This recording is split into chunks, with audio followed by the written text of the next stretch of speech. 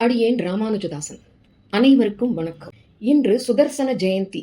அதை பற்றி பார்ப்போமா? சக்கரத்தாழ்வாரின் பிறந்த தினம் ஆனி மாதம் சித்திரை நட்சத்திரம் அவரின் பிறந்த தினமாக கொண்டாடப்படுகிறது. நம் சனாதன தர்மத்தில் மட்டுமே கடவுள் வணக்கம் என்பது வாழ்வியலோடு ஒன்றிய ஓர் அங்கமாக பார்க்கப்படுகிறது. எப்படி நாம் தினமும் குளித்து சாப்பிட்டு தூங்குவது போல் இதை செய்ய எந்த கல்வி முறையும் தேவையில்லை. ஆம், அது நம்மோடு கூடவே வரும். உடலுடன் உண்டான ஓர் தொடர்பு அல்லது யுக யுகமாக பழகி வந்த ஒரு பழக்கம். சரீர வாசனைன்னு சொல்லுவா. அது மாதிரி எப்படி மேற்கூறிய மூன்றையும் யாரும் சொல்லாமல் செய்கிறோமோ, அதாவது குளிக்கிறது, சாப்பிடுறது, தூங்குறது, இதெல்லாம் யாராவது நமக்கு சொல்லி கொடுக்குறாளா? இல்லையே, அதுவே தானே நமக்கு வருது. அதே போல கடவுள் வணக்கம்ங்கிறதும் நம்ம வாழ்வியலோடு இணைந்து கொள்ள ஒரு பழக்கம் வேணும் நமக்கு. அப்புறம் அது நம்ம ஒரு நல்ல மனிதனாக இந்த உலகத்திற்கு உதவி செய்ய தூண்டும். அதன் பயனால நமக்கு நல்ல சிந்தனை, நற்பழக்க வழக்கம் ஏற்படும். யாருக்கும் உதவி செய்ய உடனே தூண்டும் நமக்கு. அதுக்காக தான் இந்த பண்டிகைகள்லாம் நம்ம செலிப்ரேட் பண்றோம். சரி, இனி சக்கர தாழ்வாரை பத்தி பார்க்கலாமா? இல்லைன்னா காலச்சக்கரம் ஓடி போயிடும். எம்பெருமானின் பஞ்ச ஆயுதங்களில் ஸ்ரீ சக்கரம் என்பது பிரதானமானது. எம்பெருமான் எடுக்கும் அவதாரங்கள் எல்லாம் அவர் எதை உபயோகித்தாலும் அதில் சக்கரத்தின் அம்சம் வந்துவிடும் அப்படின்னு சொல்றா. இப்ப பாத்தீங்கன்னா வாமன அவதாரத்துல சுக்கராச்சாரியார் பலி சக்கரவர்த்தி கிட்ட சொல்றார், தானம் கொடுக்க கூடாது, நீ வாமனனுக்கு தானம் கொடுக்க கூடாது அப்படின்னு தடுக்கிறார். ஆனா பலி என்ன பண்ணா, நான் தானம் கொடுத்தே ஆவேன் அப்படிங்கிறான். உடனே என்ன பண்றான், தானத்தை அப்பெல்லாம் தானம் கொடுக்கறதுன்னா எப்படி கொடுப்பா அப்படின்னா, தண்ணீரை தார வார்த்து ததாஸ்து ததாஸ்து ததாஸ்து அப்படின்னு சொல்லி தண்ணீரை தார வார்த்தா எந்த ஒரு பொருளை அவ தானம் பண்றாளோ தானம் பண்ணதான் அர்த்தம். இந்த மகாபலி சக்கரவர்த்தி வாமனருக்கு தார வாக்குறதுக்காக கமண்டூலு தீர்த்தத்தை இப்படி சொரியறான், அப்படி கொட்டும் போது சுக்கராச்சாரியர் ஒரு வண்டு மாதிரி ஆகி அந்த கமண்டூலுவோட வாயில போய் அடைச்சுக்கிறார். உடனே பார்த்து இப்படி பாக்குறாரு வாமனர். பார்த்தா வண்டு தெரியறது, இவர் தான் அதுல போயிருக்காருங்கிறது தெரியறதுனால சின்னதா ஒரு புல்ல எடுத்து இப்படி குத்துறார். அது அவரோட கண்ணுல குத்தி அவர் வெளியில வந்துடுறார். உடனே தானம் வாங்கிடுறார். இதான் ஆழ்வாரும் பாடிப்பார். சுக்கிரன் கண்ணை துரும்பால் கிளறிய சக்கர கையனே அச்சோ அச்சோ அப்படின்னு ஆழ்வார் தன்னோட பாசுரத்துல பாடிப்பார். ராமாவதாரத்திலே அப்படிதான். காக்காசுரன், அவன் பேர் ஜெயந்தன்னு பேர், இந்திரனோட பையன்.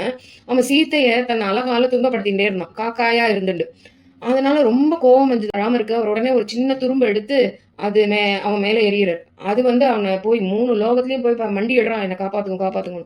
அவ எல்லாரும், ஐயோ நாங்க அபச்சாரப்பட விரும்பல, நீ போய் ராமர்கிட்டயே காலில் விழு அப்படின்னு. உடனே ராமரோட பாதங்கள்ல விழுந்து சரணடைகிறான். அதனால ராமர் அவன் என்ன பண்ற, ஒரே ஒரு கண்ணை மட்டும் புடுங்கிட்டு அவனை காப்பாத்தி விட்டுறாரு. சரணாகதி பண்ணவால கொல்லக்கூடாது இல்லையா, அதனால. அதே மாதிரி கஜேந்திரன் முதலையோட பிடியில இருந்து ரொம்ப கதறி அழும்போது இந்த சக்கர தாழ்வார் தான் காப்பாத்துறாரு. நரசிம்ம அவதாரத்தும் போது ஹிரண்யகசிபுவை வதம் பண்றதுக்கு இரண்யன் என்ன சொல்றான், எந்த ஆயுதத்தாலையும் தன்னோட மரணம் கூடாதுங்கிறதுனால தன்னோட நகத்தால அவனை கிழிக்கிறச்சு இந்த நகத்துல போய் சக்கர தாழ்வார் அமர்ந்துக்கிறார். அது மாதிரி சிசுபாலன் கிருஷ்ணனை ரொம்ப வசப்பாடிட்டே இருக்கான். பார்த்தார் கிருஷ்ண அப்படி சக்கரத்தை விட்டார், அது அவனோட தலையை அப்படி கொய்து கொண்டு போறது. இதே மாதிரி அம்பரீஷ ராஜா, இதுதான் ரொம்ப ரொம்ப சிறந்த கதை. இது என்ன அப்படின்னா, அம்பரீஷ ராஜா ஏகாதசி விரதம் இருப்பான். எப்பவும் விரதம் இருந்து துவாதசி பாராயணம் பண்றதுக்கு முன்னாடி ஒரு அதிதிக்கு போஜனம் பண்ணி வச்சுட்டு அப்புறம் தான் பாராயணம் பண்ணி துவாதசியை முடிச்சுப்பான், விரதத்தை முடிச்சுப்பான்.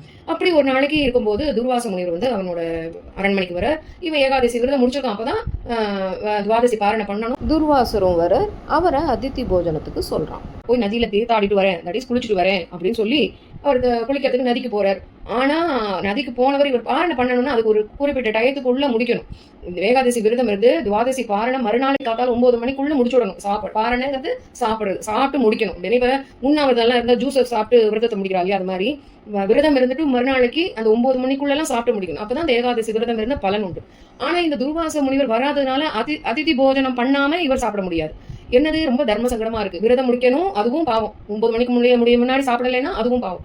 என்ன பண்றதுன்னு தெரியாம துளசி தீர்த்தத்தை சாப்பிடுறாரு. இதை தெரிஞ்சிருந்த துர்வாச முனிவர் என்ன பண்ணார், அம்பரீஷ மகாராஜாவுக்கு சாபம் கொடுக்க போறார். அப்போ அவர் அந்த எம்பெருமான் என்ன பண்றாருன்னா, தன்னோட பக்தன் இவன் ஏகாதசி விரதம் மகிமையினால தன்னோட சக்கர தாழ்வார அவன்கிட்டயே கொடுத்து வச்சுக்க. அந்த சக்கரம் என்ன பண்ணிட்டு உடனே கோவப்பட்டு துர்வாச முனிவரை விரட்ட ஆரம்பிச்சு. துர்வாச முனிவர் 3 லோகத்துக்கும் போயிட்டு தன்னை காப்பாத்துவார் இல்லைன்னு எம்பெருமான் ஸ்ரீமன் நாராயணன்டே போறார். நாராயணன் சொல்ற, என்னோட பக்தன் தான் எனக்கு முதல்ல, பக்தனை யார் அபச்சாரப்பட்டாலும் அவ அந்த பக்தன்ட்ட தான் மன்னிப்பு கேட்கட்டும், நான் அவளுக்கெல்லாம் எந்த சப்போர்ட்டும் பண்ண முடியாது அப்படின்னு சொல்லிடுறாரு. உடனே துர்வாசர் நேரம் அம்பரீஷ ராஜாட்டே மன்னிப்பு கேட்கிறான். உடனே சக்கர தாழ்வார் அவரை மன்னிச்சுடுறார். இது ஒரு பெரிய கதை. இதனால அவனோட பக்தர்கள்ட்ட யாரும் என்ன பண்ணக்கூடாது, வம்புக்கு போக கூடாது. அவர் பக்த பராதீனன்னு பேர் அவருக்கு இல்லையா, அதனால அவர் எங்கேயும் யாரையும் வதம் பண்ணவே இல்லை. எல்லாருக்கும் உயிர் பிச்சை கொடுத்து ஏதோ ஒரு விதத்துல அவர்களோட சின்ன சின்ன தண்டனை தான் கொடுத்திருக்காரு. அம்பரீஷன் மாதிரி எம்பெருமானோட நிறைய பக்தர்களுக்கெல்லாம் நிறைய ஹெல்ப் பண்ணிருக்காரு சக்கர தாழ்வார். ஒவ்வொரு யுகத்திலையும் பெருமான் எடுக்கிற ஒவ்வொரு அவதாரத்திலையும் சக்கர தாழ்வாரோட பங்கு நிறைய இருக்கு. அதே மாதிரி கிருஷ்ண அவதாரத்துல ஜெயத்ரதன் அப்படின்னு ஒரு ராஜா, அவன் துரியோதனனோட தங்கையோட கணவன். துச்சலான்னு ஒரு தங்க துரியோதனுக்கு. அந்த துச்சலையோட கணவன் தான். இந்த ஜெயத்ரதன் வந்து என்ன பண்ணினா அப்படின்னா, அபிமன்யுவோட வதத்துக்கு ரொம்ப முக்கிய காரணமா இருந்தான். அதனால அர்ஜுனன் வந்து என்ன பண்ணானா, மறுநாள் அபிமன்யு வதத்துக்கு அடுத்த மறுநாள் இந்த ஜெயத்ரதனை நான் இன்னைக்கு சூரிய அஸ்தமனத்துக்குள்ள இந்த ஜெயத்ரதனை நான் வதம் பண்ணிடுவேன், இல்லைன்னா அக்னியில விழுந்துருவேன் அப்படின்னு சொல்றான். சாயங்காலம் கிட்ட சூரியன் மறைய போற நேரம் ஆச்சு, ஆனா ஜெயத்ரதனை பார்க்கவே முடியல. அப்ப கண்ணன் என்ன பண்றாருன்னா, தன்னோட சக்கரத்தால சூரியனை மறைக்கிறார். ஒரு பிரகாசமும் இன்னொரு பிரகாசமும் சேர்ந்தா என்ன ஆகும்னா இருட்டு தான் வரும் இல்லையா? அந்த மாதிரி ஏற்கனவே சூரியன் பிரகாசம், அதை விட பிரகாசமா சக்கரத்தாழ்வார் இருந்ததுனால சூரியனை மறைச்சிட்டு அது அப்படியே இருட்டாயிடுது. அதனால ஜெயத்ரதன் வெளில வரான். அர்ஜுனன் தன்னோட அம்பால ஜெயத்ரதனை வதம் பண்றான். சோ கிருஷ்ணாவதாரத்திலையும் ஜெயத்ரதனோட வதத்துக்கு காரணமா கிருஷ்ணனுக்கு உதவியா இருந்தது யார் அப்படின்னா சக்கரத்தாழ்வார். இந்த சக்கரத்தாழ்வாருக்கு நிறைய இடங்கள்ல கோவில்கள்ல எல்லாம் தனித்தனி சன்னதிகள்லாம் இருக்கு. அதுல கும்பகோணத்துல பாத்தீங்கன்னா சக்கரத்தாழ்வாருக்கு தனியா ஒரு கோவிலே இருக்கு.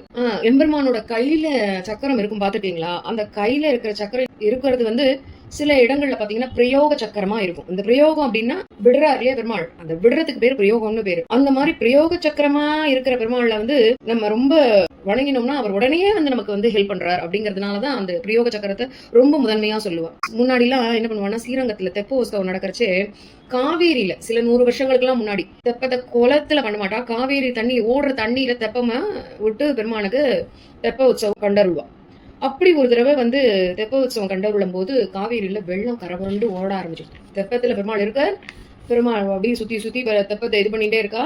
பார்த்தா திடீர்னு வெள்ளமா வந்துருது காவேரி. அப்ப என்ன பண்றதுன்னு தெரியாத ரொம்ப எல்லாரும் எப்படி பெருமாளை காப்பாத்துறது, பெருமாள் தண்ணியில அப்படியே அடிச்சு போயிட்டாருன்னா என்ன பண்றது அப்படின்னு எல்லாரும் பயந்துட்டு இருந்தா. அப்போ என்ன ஆச்சுன்னா, கூரநாராயணஜீயர்னு ஒருத்தர், அவர் என்ன பண்ணாருன்னா சுதர்சன சதகம்னு ஒரு ஸ்லோகத்தை பாடிட்டு தன்னோட கையில இருக்கிற அந்த மோதிரத்தை அப்படி திருப்புறாராம். திரும்பினா அந்த தெப்பம் அப்படியே திரும்பி கரைக்கு வந்துடும். இது ரொம்ப ஒரு பிரசித்தமா சொல்லுவா.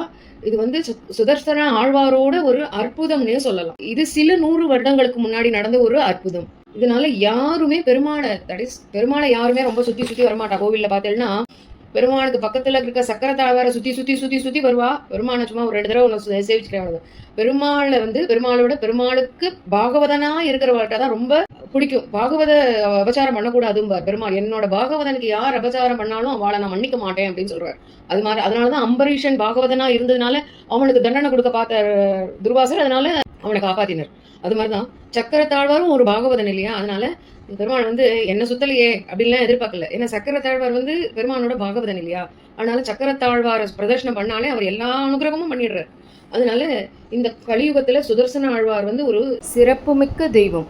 எல்லோரும் அவரை வணங்கினோம்னா அவர் நம்மளோட வாழ்க்கையில இருக்கிற துன்பங்கள் எல்லாம் போக்கி ஒளிமயமா ஆக்கிடுவார்.